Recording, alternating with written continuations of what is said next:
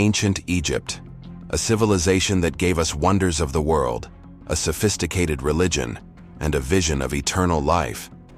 We look at their art and see a world of order, beauty, and love. Tomb paintings depict husbands and wives in tender embraces, destined to be together for all eternity. It's a romantic ideal that has captivated us for millennia, but behind these serene images lies a darker, more complex reality. A reality where marriage was not a celebration of love, but a contract of property, where the wedding night was not a private moment of passion, but a high-stakes ritual with life or death consequences. Tonight, we pull back the veil of romance.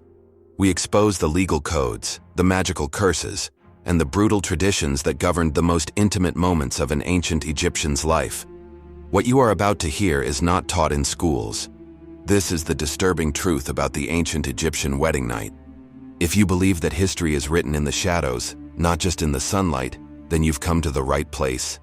Subscribe to Dark Chronicles and hit the notification bell, because we are about to journey into an Egypt you've never seen before. The first disturbing truth is a matter of simple arithmetic. In ancient Egypt, girls were considered ready for marriage as soon as they were physically able to bear children. This meant they were often married at the age of 12 or 13. Boys were slightly older, perhaps 15 to 20. With an average lifespan of just 30 to 35 years, these were not considered children, but young adults. But our modern sensibilities cannot escape the stark reality. The wedding night, for millions of Egyptian women, was an experience that today we would label as statutory rape. There was no concept of an age of consent. A girl's father would sign a contract, and her childhood would be over. This raises a difficult question. Can we judge the past by the standards of the present? Let us know your thoughts in the comments below. Is it fair to call this a disturbing tradition? Or was it simply a product of its time? The most thoughtful comment will be pinned.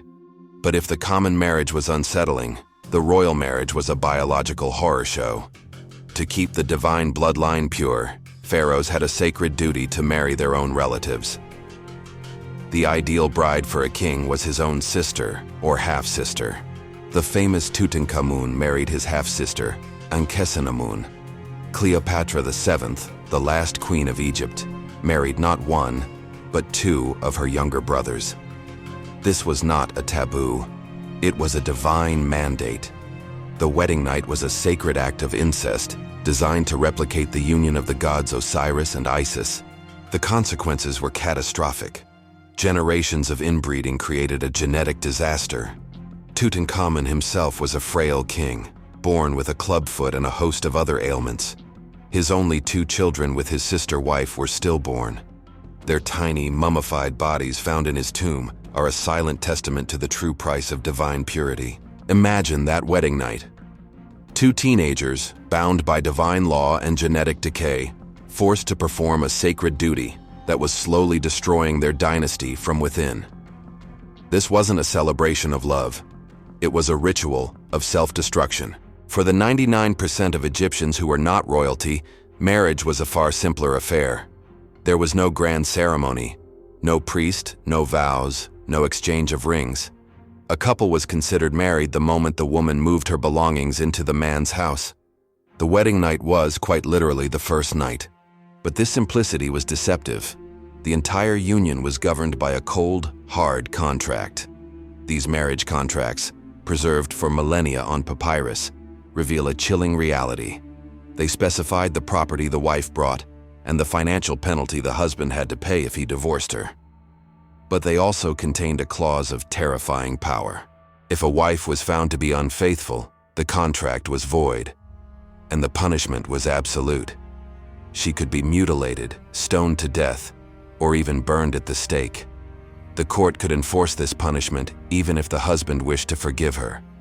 This brutal double standard is a recurring theme in our explorations of the ancient world. We've covered it in our videos on Roman punishments and medieval laws. Click the link in the description to watch our Ancient Injustice playlist and see how deep this hypocrisy runs. The husband, meanwhile, was free to have as many partners as he could afford. He could take concubines, visit prostitutes, or have affairs with unmarried women with little social or legal consequence. This placed an unbearable pressure on the bride.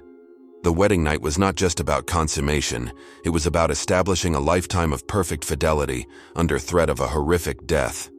And what if the bride was not compliant? What if she had been forced into the marriage and resisted her new husband? The ancient Egyptians had a solution for that too: magic. Archaeologists have unearthed terrifying artifacts of coercive love magic. A spurned man could hire a magician to create a voodoo doll of the woman he desired. The doll would be pierced with bronze nails, and a lead tablet would be inscribed with a curse, summoning a demon to torment her until she submitted. One such curse reads, "Drag her by her hair, by her intestines, until she does not resist me." Now imagine the wedding night. A young girl, perhaps only 12 years old, in a new house with a man she barely knows. She is aware of the brutal punishment for infidelity, and she may be the target of a demonic curse designed to break her will. This is not a night of passion. It is a night of terror. If the bride survived the terror of the wedding night, her ordeal was far from over. Her next duty was immediate and absolute: to produce a child, preferably a son. In a society with a high mortality rate, fertility was not a choice. It was a matter of survival. The pressure was so intense that it manifested in bizarre public rituals. One such ritual was the anasurma, where women would lift their skirts to expose their genitals to the gods, a desperate plea for fertility. This may have been performed on or around the wedding night to ensure the union was fruitful. These rituals seem shocking to us, but they were rooted in a deep understanding of biology and religion. We explore the science behind ancient magic in our series, Forbidden Knowledge. There's a link to it in the top right corner of your screen right now. For a man, impotence was the ultimate shame. We have letters from ancient Egypt where one man insults another with the line, "You are not a man, because you can't get your wives pregnant like your fellow men." This fear of failure created a culture of wedding night paranoia. Grooms would wear magical amulets and drink potions to ensure their virility. They were terrified of curses from rivals. A common spell to cause impotence involved tying knots, a symbolic act of binding a man's power. The phrase "tying the knot" may have a much darker origin than we realize. What is the most bizarre wedding tradition you've ever heard of, from any culture? Share it in the comments. We read every single one. For the woman, the pressure was even greater.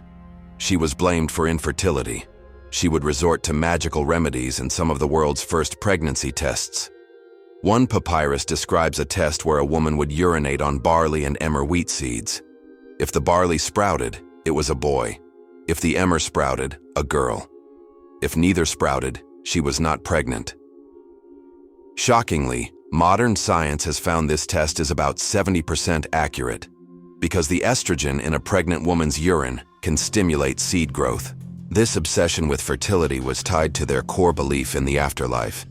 Egyptians believed their marriage was eternal. To be reunited with your spouse in the field of reeds, you needed to have a successful family, with children to perform the proper burial rituals. A childless marriage didn't just mean loneliness on earth. It meant an eternity of solitude. The wedding night was the first step in this eternal journey. But it was a step taken on a tightrope, over a pit of social shame, magical curses, and mortal danger. When we look at the wedding traditions of ancient Egypt, it's easy to feel a sense of distance, of superiority. We have ceremonies of love, not contracts of property. Our wedding nights are private, not public rituals. Our laws protect, they do not condemn. Or do they? The traditions of ancient Egypt cast long shadows. The pressure for female purity, the shame of infertility, the idea of a father giving away his daughter. These are echoes of a past we are still struggling to escape. The ancient Egyptian wedding night is not just a historical curiosity, it is a mirror, reflecting the origins of our own beliefs about love, sex, and marriage. History is not dead, it lives in our laws, our traditions, and our fears. If you agree, share this video with one person who needs to see it. Help us uncover the truth. The Egyptians were not monsters, they were people, living in a brutal world, trying to create order and meaning. They sought love and family, just as we do. But their world was governed by a different set of rules, where the gods were capricious, magic was real, and survival was a daily struggle. Their wedding night was a reflection of that reality, a desperate, dangerous, and often disturbing ritual designed to build a bridge to eternity. What other historical topics are you curious about? What dark corners of the past should we explore next? Let us know in the comments, and your idea might become our next investigation. For more journeys into the shadows of history, watch our video on the most shocking punishments for adultery, or our exploration of the real-life love story that started the Trojan War. Click on the screen now, and never stop questioning.